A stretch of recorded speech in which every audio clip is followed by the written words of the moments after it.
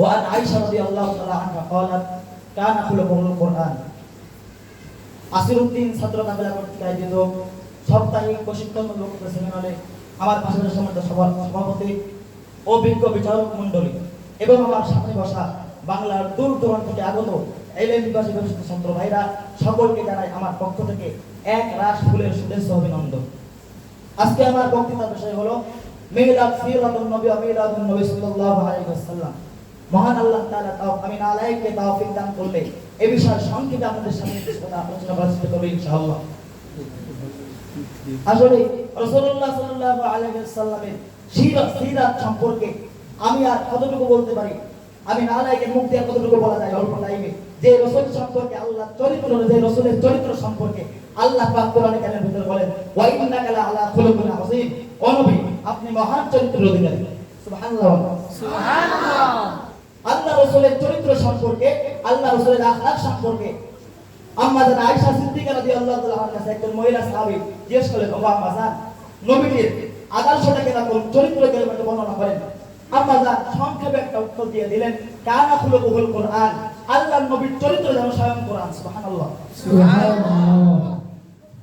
শুধু তাই নয়, আল্লাহ পাক রব্বুল আলামিন সূরা আহজাবের 21 নম্বর আয়াতে বলেন নবীর আদর্শ সম্পর্কে, নবীর সিরাত সম্পর্কে স্বয়ং আল্লাহ তাআলা আরো বলেন লাকাদ কানা লাকুম ফি রাসূলিল্লাহি উসওয়াতুন হাসানাহ, আমি আমার নবীর ভিতরে তোমাদের জন্য উত্তম আদর্শ রেখেছি। কিরকম নবীর আদর্শ? আল্লাহর নবীর কাছে একজন ইহুদি তার সন্তানকে পাঠিয়ে বলছে যে ও নবী আমার পিতা আপনাকে দাওয়াত দিয়েছে। এইবার নবী যখন গিয়েছে পরপর 2 দিন নবীকে অপমান করেছে। 3 দিনের দিন হযরত ওমর রাদিয়াল্লাহু তাআলা খেয়াল করছেন যে দাওয়াত খাইলে তো মুখটা একটু ভিজা থাকে না, যখন মানুষ দাওয়াত খেতে যায় মুখটা ভিজা থাকে, খাওয়ার আগে মুখটা শুকনা থাকে। নবীজির মুখ শুকনা, ওমর রাদিয়াল্লাহু তাআলা বলতেছে নিশ্চয় আমার নবীর সাথে বেয়াদবি করেছে, আজকে তোর আর ঘরটা নাই আলাদা রাখবো, একসাথে রাখবো, তোর ঘরটা আজকে আলাদা করে দেবো। হযরত ওমর আমরা আল্লাহর নবীর পিছনে যাইতেছি।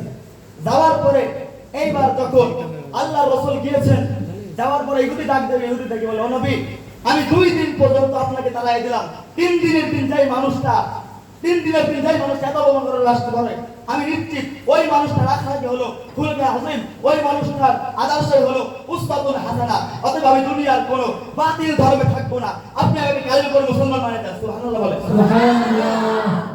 এইবার হযরত আল্লাহ নবী বলে ওমর এইবার বলো তো আল্লাহর রাসূলের আদর্শের দাম বেশি নাকি তলোয়ারের আঘাতের দাম বেশি? ওমর ইবনে খাত্তাব বলে ও নবী আল্লাহি আল্লাহর কসম তলোয়ারের চাইতে নবীর আদর্শের দাম কোটি গুণ বেশি। এইবার আসুন সিরাত সম্পর্কে আলোচনা করা যাক।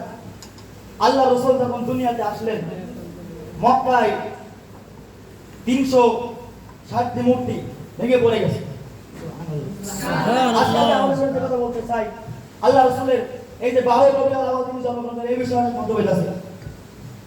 কারণ এই আমরা জন্ম তারিখ মৃত্যু তারিখ এইসব ইসলামে কোনো লিখে রাখার নিয়ম নেই।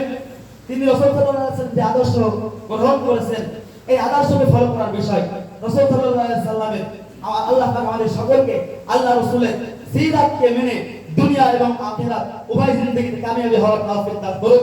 সকলে বলেন আল্লাহুম্মা আমিন। আমার তৌফিক ইল্লা বিল্লাহ আলাইহি তাওয়াক্কালতু ইলাইহি উনীব। মাশাআল্লাহ।